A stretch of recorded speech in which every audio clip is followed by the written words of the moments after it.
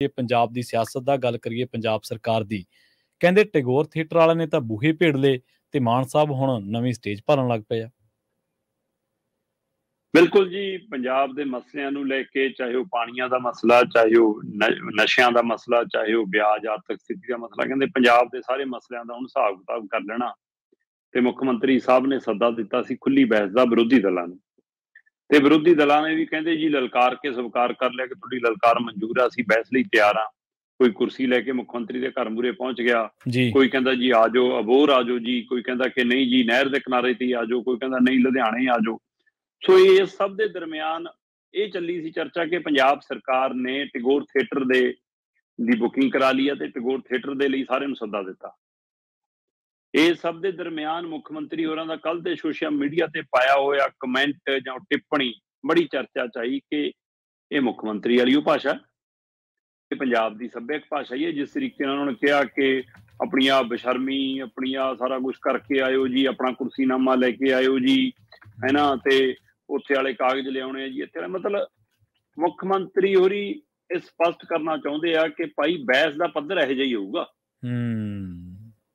ਸੋ ਉਹ ਸੈੱਟ ਕਰਨਾ ਚਾਹੁੰਦੇ, ਉਹ ਇੱਕ ਟ੍ਰੇਲਰ ਦਿਖਾਇਆ ਉਹਨਾਂ ਨੇ ਆਪਣੇ ਉਹਦੇ ਰਾਹੀਂ ਕਿ ਹਾਂ ਜੀ ਹੋ ਸਕਦਾ ਹੈ ਕੁਝ ਧਿਰਾਂ ਨੂੰ ਇਹ ਚੀਜ਼ ਜਾਂ ਕੁਝ ਲੋਕਾਂ ਨੂੰ ਇਹ ਚੀਜ਼ ਪਸੰਦ ਵੀ ਆਉਂਦੀ ਹੋਵੇ ਕਿ ਲੈ ਬਾਈ ਐਂ ਟੰਗ ਲਿਆ, ਪਰ ਐਂ ਤਾਂ ਆਪਣੇ ਪਿੰਡਾਂ ਦੀਆਂ ਸੱਥਾਂ 'ਚ ਵੀ ਚਰਚਾ ਨਹੀਂ ਹੁੰਦੀ। ਉੱਥੇ ਵੀ ਬਾਬੇ ਨੂੰ ਬਾਬਾ ਕਹਿ ਕੇ, ਬਾਪੂ ਨੂੰ ਬਾਪੂ ਕਹਿ ਕੇ, ਤਾਏ ਚਾਚਾ ਕਹਿ ਕੇ, ਹੈ ਨਾ, ਤੇ ਛੋਟੇ ਵੀਰ ਬੜਾ ਵੀਰ ਕਹਿ ਕੇ ਗੱਲ ਹੁੰਦੀ ਹੈ ਉੱਥੇ ਵੀ। ਹਾਂਜੀ, ਬਿਲਕੁਲ ਸਹੀ।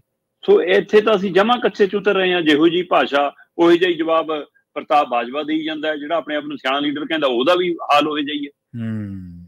ਸੋ ਇਹ ਸੱਭਿਅਕ, ਇਹ ਸਿਆਸੀ ਮੰਚ ਦੇ ਉੱਤੇ ਇਹ ਪੰਜਾਬ ਦੇ ਗੰਭੀਰ ਮੁੱਦਿਆਂ ਤੇ ਚਰਚਾ ਤਾਂ ਨਹੀਂ ਲੱਗਦੀ ਫਿਰ। ਇਹ ਸਿਰਫ ਇੱਕ ਦੂਏ ਨੂੰ ਨੀਵਾਂ ਦਿਖਾਉਣ ਦੀ, ਇੱਕ ਦੂਏ ਨੂੰ ਭੰਡਣ ਦੀ, ਇੱਕ ਦੂਏ ਦੀ ਖਿੱਲੀ ਉਡਾਉਣ ਦੀ, ਇੱਕ ਦੂਏ ਦਾ ਮਜ਼ਾਕ ਉਡਾਉਣ ਦੀ, ਇੱਕ ਦੂਏ ਨੂੰ ਝੂਠਾ ਸਾਬਤ ਕਰਨ ਦੀ ਲੜਾਈ ਹੈ ਜੀ। ਜੇ ਤਾਂ ਇਸ ਬਹਿਸ ਨਾਲ ਪੰਜਾਬ ਦਾ ਮਸਲਾ ਹੱਲ ਹੁੰਦਾ ਫਿਰ ਤਾਂ ਲਗਾਤਾਰ ਕਰੋ ਇਹਨੂੰ ਕਿ ਭਾਈ ਉਸ ਸਮੇਂ ਤੱਕ ਚੱਲੂਗੀ ਜਦ ਤੱਕ ਮਸਲੇ ਨਹੀਂ ਨਿਬੜਦੇ, ਜਾਂ ਤਾਂ ਇਹਦੇ ਹੱਲ ਤੱਕ ਜਾਓ, ਜਾਂ ਤੁਸੀਂ ਇਹ ਕਹਿੰਦੇ ਕਿ ਆਪਾਂ ਬਹਿਸ ਤੋਂ ਬਾਅਦ ਇੱਕ ਸਾਂਝਾ ਪ੍ਰੋਗਰਾਮ ਬਣਾ ਕੇ ਦਿੱਲੀ ਕੰਨੀ ਰੁਖ ਕਰਾਂਗੇ ਜੀ। ਮਸਲੇ ਤਾਂ ਕੇਂਦਰ ਦੇ ਕੋਲ ਪਏ ਨੇ ਸਾਰੇ ਤੁਹਾਡੇ, ਤੇ ਸਿਰ ਤੁਸੀਂ ਇੱਕ ਦੂਜੇ ਦਾ ਪਾੜਨ ਨੂੰ ਫਿਰਦੇ ਹੋ। ਚਾਹੇ ਇਹਦੇ ਨਾਲੋਂ ਪਹਿਲੀਆਂ ਧਿਰਾਂ ਜ਼ਿੰਮੇਵਾਰ ਨੇ, ਖਾਸ ਕਰ SYL ਵਾਲਾ ਮੁੱਦਾ, ਚੰਡੀਗੜ੍ਹ ਵਾਲਾ ਮੁੱਦਾ, ਪੰਜਾਬ ਦੇ ਪਾਣੀਆਂ ਦਾ ਮੁੱਦਾ, ਪੰਜਾਬੀ ਬੋਲਦੇ ਖਿੱਤਿਆਂ ਦਾ ਮੁੱਦਾ, ਇਹਦੇ ਲਈ ਅਕਾਲੀ ਤੇ ਕਾਂਗਰਸੀਆਂ ਨੂੰ ਕਦੇ ਵੀ ਮਾਫ ਨਹੀਂ ਕੀਤਾ ਜਾ ਸਕਦਾ। ਉਹਨਾਂ ਨੇ ਪੰਜਾਬ ਦੀਆਂ ਜੜ੍ਹਾਂ 'ਚ ਤੇਲ ਪਾਇਆ ਜੀ, ਪਰ ਅੱਜ ਅਸੀਂ ਮਸਲੇ ਦਾ ਹੱਲ ਕੱਢਣਾ ਜਾਂ ਉਹਨਾਂ ਨੂੰ ਭੰਡ ਕੇ। ਆਮ ਆਦਮੀ ਪਾਰਟੀ ਸਰਕਾਰ 'ਚ ਜਾਂ ਵਿਰੋਧੀ ਧਿਰ ਹੈ ਜੀ, ਬਿਲਕੁਲ। ਤੇ ਪਿਛਲੇ 1.5 ਸਾਲ ਤੋਂ ਇਹ ਸਾਰੀ ਭੂਮਿਕਾ ਵਿਰੋਧੀ ਧਿਰ ਵਾਲੀ ਨਿਭਾਈ ਜਾ ਰਹੀ ਹੈ। ਆਪਾਂ ਇਕੱਲੇ ਗੱਲ ਕਰ ਰਹੇ ਸੀ ਕਿ ਆਮ ਆਦਮੀ ਪਾਰਟੀ ਲਈ SYL ਦਾ ਮੁੱਦਾ ਫੌਰੀ ਰਾਹਤ ਵਾਲਾ ਤਾਂ ਨਹੀਂ, ਕਿਤੇ ਇਸ ਮੁੱਦੇ ਨੂੰ ਇਸ ਲਈ ਵੀ ਜ਼ਿਆਦਾ ਹਵਾ ਦੇ ਕੇ ਬੜਾ ਤਾਂ ਨਹੀਂ ਕੀਤਾ ਜਾ ਰਿਹਾ, ਕਿਉਂਕਿ ਰਾਘਵ ਚੱਡਾ ਵਾਲੇ ਵਿਆਹ ਵਾਲਾ ਮਾਮਲਾ ਸਾਰਾ ਠੰਡੇ ਵਾਸਤੇ ਪੈ ਗਿਆ। ਉਹ ਮੁੱਦਾ ਬਹੁਤ ਵੱਡਾ ਸੀ ਕਿ ਕਮਰਿਆਂ ਦਾ ਕਿਰਾਇਆ ਕਿਹਨੇ ਦਿੱਤਾ, ਹੈ ਨਾ, ਕੈਮਰੇ ਵਾਲਿਆਂ ਨੂੰ ਪੈਸੇ ਕਿਹਨੇ ਦਿੱਤੇ, ਰੋਟੀਆਂ ਕਿਹਨੇ ਖਿਲਾਈਆਂ, ਮਠਿਆਈਆਂ ਦੇ ਡੱਬੇ ਕੌਣ ਲੈ ਕੇ ਗਿਆ, ਜਹਾਜ਼ 'ਚ ਰਿਸ਼ਤੇਦਾਰਾਂ ਨੂੰ ਝੂਟੇ ਕਿਹਨੇ ਦਿੱਤੇ।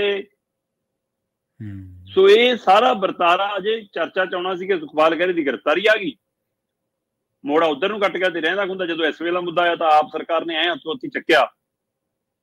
ਪਾਣੀਆਂ ਦਾ ਮਸਲਾ ਜੀ ਨਾ ਤਾਂ ਕੇਜਰੀਵਾਲ ਵਾਲੇ ਚਾਹ ਦੇ ਕੱਪ ਤੇ ਹੱਲ ਹੋਣਾ, ਜਿਹੜਾ ਕਹਿੰਦਾ ਸੀ ਮੈਂ ਹੱਲ ਕਰ ਦੂੰਗਾ। ਬਿਲਕੁਲ ਸਹੀ ਹੈ, ਬਿਲਕੁਲ ਸਹੀ। ਤੇ ਨਾ ਹੁਣ ਅਕਾਲੀਆਂ ਕੋਲ ਕੋਈ ਪਾਵਰ ਹੈ, ਨਾ ਕਾਂਗਰਸੀਆਂ ਕੋਲ ਕੋਈ ਪਾਵਰ ਹੈ ਕਿ ਉਹ ਹੱਲ ਕਰਾ ਦੇਣ। ਜਦੋਂ ਪਾਵਰ ਸੀ ਉਹਨਾਂ ਨੇ ਤਾਂ ਜਦ ਨਹੀਂ ਹੱਲ ਕਰਾਇਆ, ਉਹਨਾਂ ਨੇ ਕੀ ਹੱਲ ਕਰਾਉਣਾ।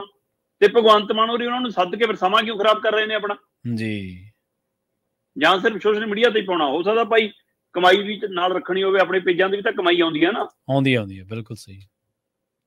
ਹਾਂ, ਟੈਗੋਰ ਥੀਏਟਰ ਵਾਲਿਆਂ ਨੇ ਸਪਸ਼ਟ ਤੌਰ ਤੇ ਪੰਜਾਬੀ 'ਚ ਕਹਿਤਾ ਇੱਥੇ ਨਾ ਬੜਿਓ ਜੀ।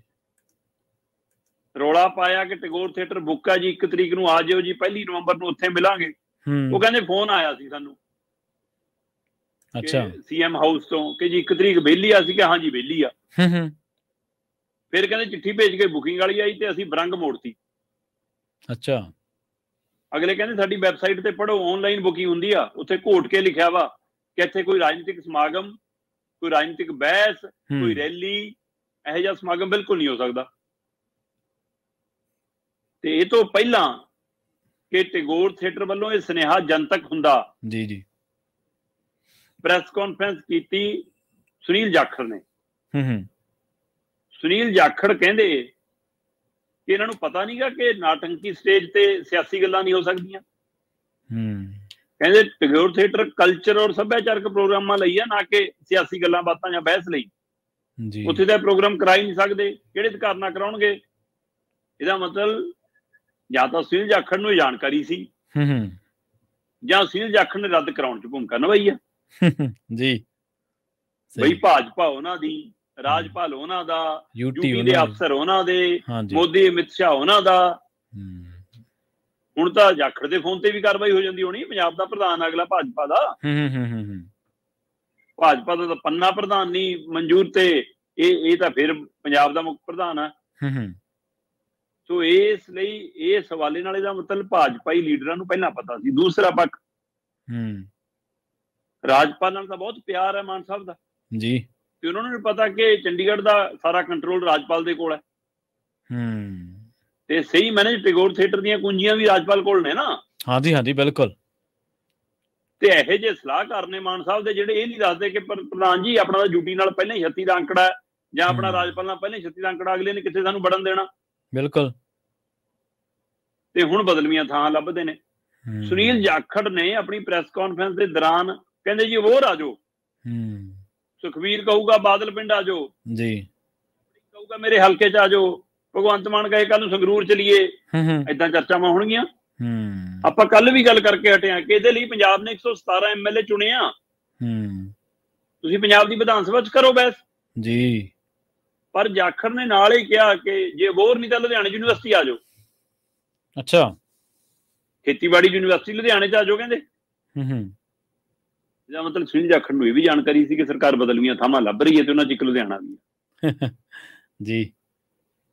ਕੋਰਾ ਜਵਾਬ ਮਿਲਣ ਤੋਂ ਬਾਅਦ, ਟੈਗੋਰ ਥੀਏਟਰ ਦੇ ਬੂਹੇ ਬੰਦ ਹੋਣ ਤੋਂ ਬਾਅਦ ਪੰਜਾਬ ਸਰਕਾਰ ਭਾਲਣ ਲੱਗੀ ਨਵੀਆਂ ਥਾਵਾਂ। ਅੱਛਾ, ਇਹਨਾਂ ਨੂੰ ਪੁੱਛੋ ਕਿ ਜੇ ਐਂ ਬਹਿਸ ਕਰਨੀ ਸੀ ਇਕੱਠ ਨਾ ਕਰੋ। ਤੁਸੀਂ ਇਕੱਠ ਕਰਕੇ, ਦਰਸ਼ਕ ਇਕੱਠੇ ਕਰਕੇ ਕੀ ਦਿਖਾਉਣਾ? ਬਹਿਸ ਹੋਣੀ ਆ ਤਾਂ ਗੰਭੀਰ ਮੁੱਦਿਆਂ ਤੇ ਲੀਡਰ ਬੈਠ ਕੇ ਕਰੋ ਨਾ।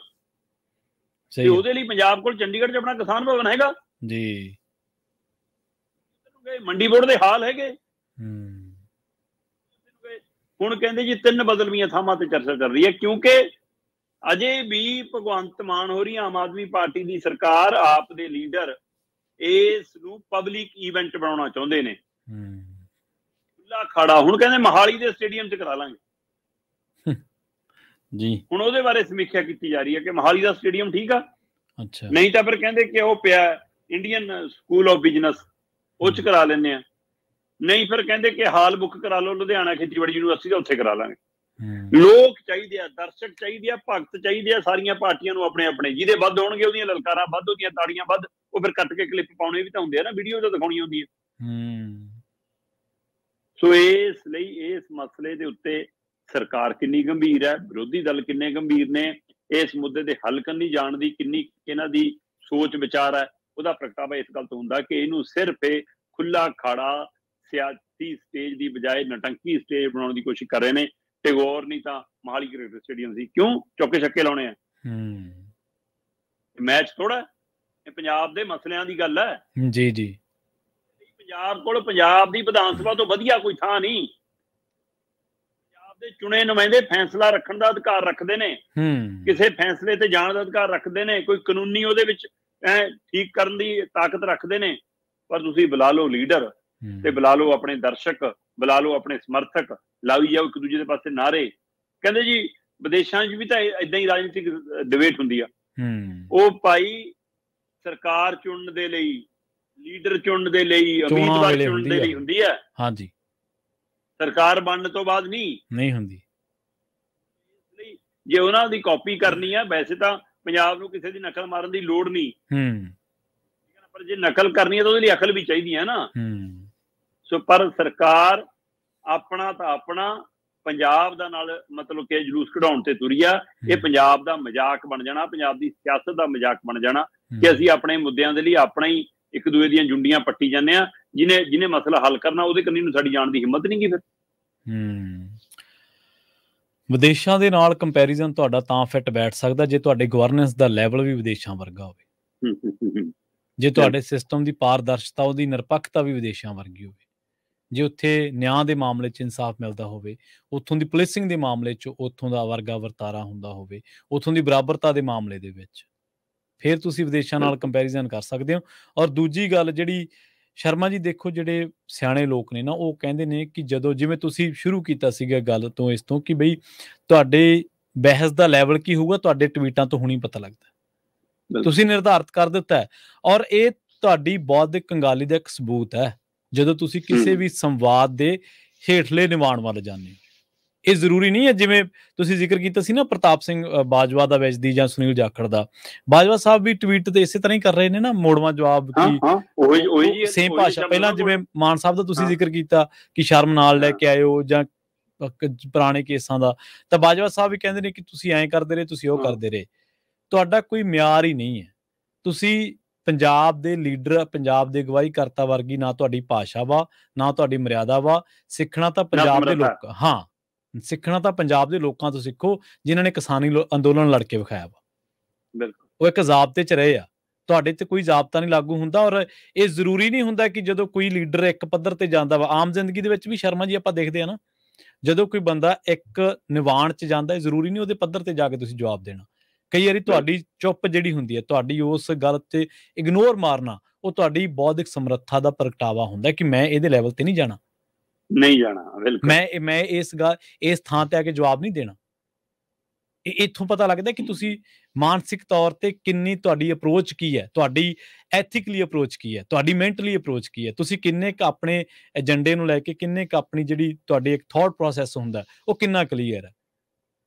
ਮਾਨ ਸਾਹਿਬ ਆਪਣੇ ਸਲਾਹਕਾਰਾਂ ਦੀ ਟੀਮ ਬਾਰੇ ਦੁਬਾਰਾ ਸੋਚਣ, ਮੈਨੂੰ ਲੱਗਦਾ ਉਹਦੇ ਬਾਰੇ ਉਹਨਾਂ ਨੂੰ ਵਿਚਾਰ ਕਰਨ ਦੀ ਲੋੜ ਹੈ ਕਿ ਉਹਨਾਂ ਨੂੰ ਗਲਤ ਸਲਾਹਾਂ, ਪੁੱਠੀਆਂ ਸਲਾਹਾਂ ਕੌਣ ਦਿੰਦਾ। ਹਾਂ ਜੀ। ਔਰ ਇਹ ਗੱਲ ਹੈਗੀ ਹੈ ਕਿ ਪੰਜਾਬੀ ਹਾਲਾ ਲਾਲਾ ਕਰਕੇ ਇੱਕ ਵਾਰੀ ਮਗਰ ਤਾਂ ਲੱਗ ਜਾਂਦੇ ਆ, ਪਰ ਪੰਜਾਬੀ ਸਬਕ ਸਿਖਾਉਣ ਤੋਂ ਵੀ ਪਿੱਛੇ ਨਹੀਂ ਹਟਦੇ। ਇਹ ਸਬਕ ਲੈਣਾ ਚਾਹੀਦਾ। ਹਾਂਜੀ ਬਾਈ ਜੀ, ਜਿਹਨੂੰ ਸਿਰ ਤੇ ਬਿਠਾਉਂਦੇ ਆ ਸਿਰਾ ਲਾ ਦਿੰਦੇ ਆ, ਹਾਂਜੀ, ਤੇ ਜਿਹਨੂੰ ਲਾਉਂਦੇ ਆ ਫਿਰ ਮਸਲ ਕੇ ਰੱਖ ਦਿੰਦੇ। ਬਿਲਕੁਲ ਸਹੀ। ਅਗਲੀ